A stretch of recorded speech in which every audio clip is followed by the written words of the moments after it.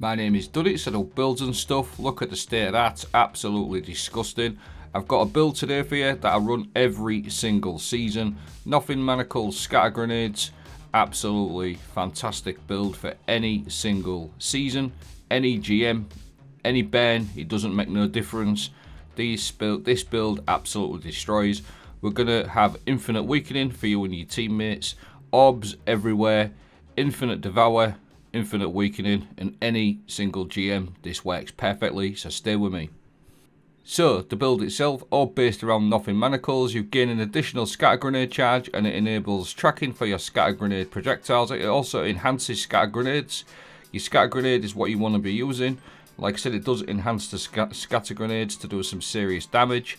Aspects, I like to pair Feed the Void with this because every time you get a kill with one of these, it's going to proc your Devour. Devour just gives you loads of health regen and loads of grenade regen. Child of the Old Gods is just another one that I use for the weakening effects. This also gives you grenade, melee and rift energy as well. So 2 ways of weakening, whether it's by your grenade like so. Look at the state of that, and it absolutely destroys groups of GM enemies very, very easily.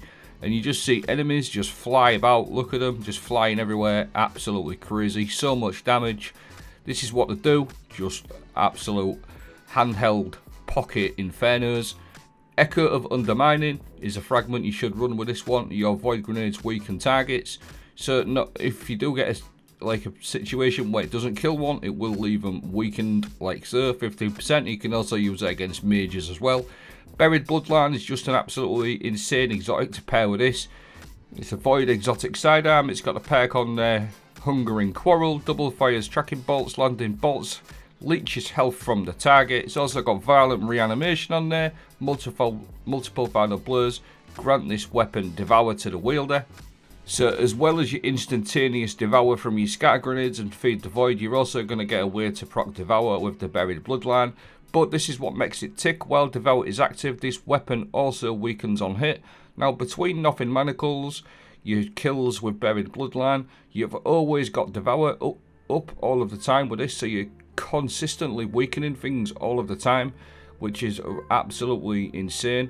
So you're doing loads of damage with your Buried Bloodline, with the scatter grenades, and on top of that, you'll see in that bottom left corner there, Devour is always active, therefore you are always weakening, whether that's from your Buried Bloodline or from your Echo of Undermining and scatter grenades. Infinite weakening.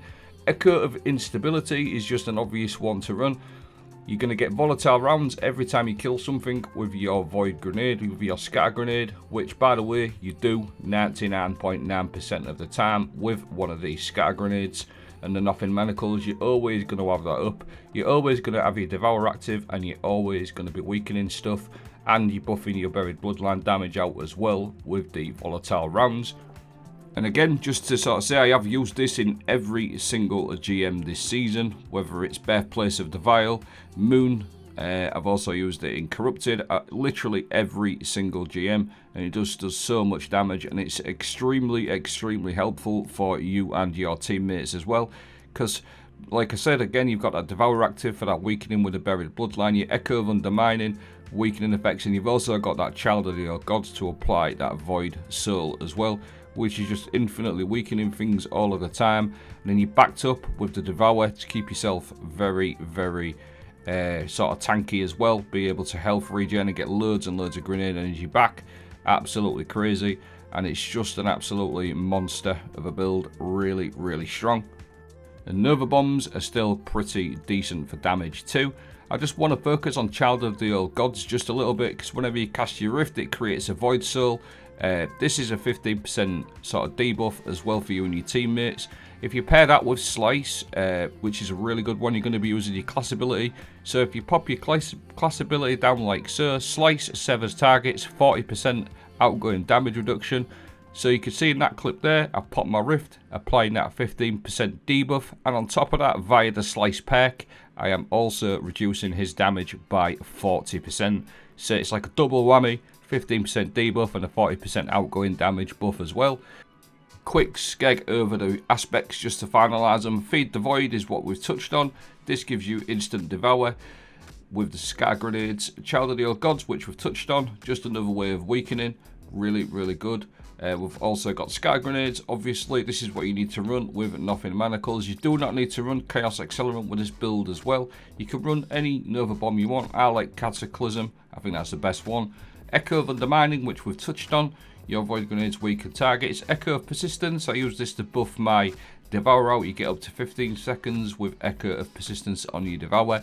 Echo of Instability, volatile rounds. When you kill something with a grenade, you're always going to kill something with your grenade with this build. And then Echo of Starvation, picking up a Void Breach or an Orb of Power. Grants you a Devour. I use this just to keep my Devour buffed out. Quickly skim over my mods now.